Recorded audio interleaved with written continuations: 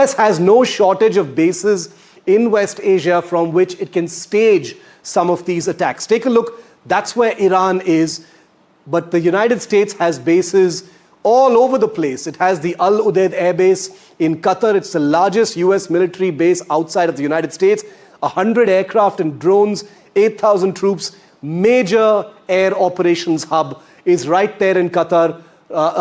Just off the Persian Gulf is where you can actually see it. You've got another airbase in Bahrain. It is basically a naval support hub. 9,000 personnel, US Navy's 5th Fleet headquarters is right there. Look at how close it is to Iran, and you can tell logistically how this would all happen. Saudi Arabia has the Prince Sultan Air Base, 2,700 US troops, strategic air power base where the United States is able to stage many of its long-range aircraft. Kuwait has Camp Arif Jan, which has been there since the 1991 Gulf War, located 55 kilometers southeast of Kuwait City. It's a key logistics and joint force base. Remember, logistics is very important, and please look at how close it is to the Iranian mainland. And finally, UAE's Al Dhafra Air Base, which is familiar to us in India because that's where the Indian Air Force has conducted many joint exercises, is a huge base. 3,500 troops, hosts advanced aircraft like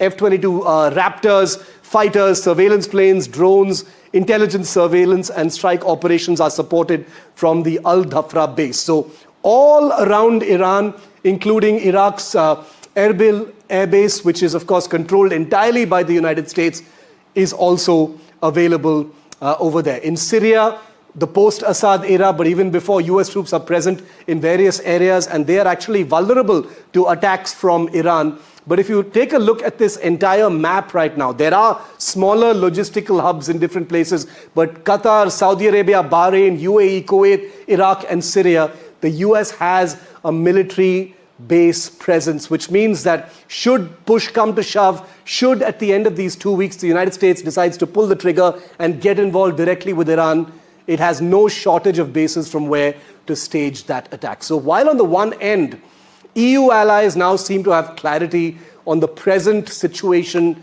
between Iran and Israel, they're waiting for a word from who else but America and President Trump.